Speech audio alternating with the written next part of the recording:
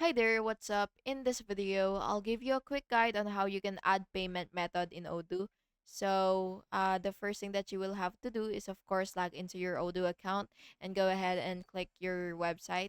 And now, what you will do is click configuration and click payment providers. And what you will do here is install the payment provider that you want for your payment methods.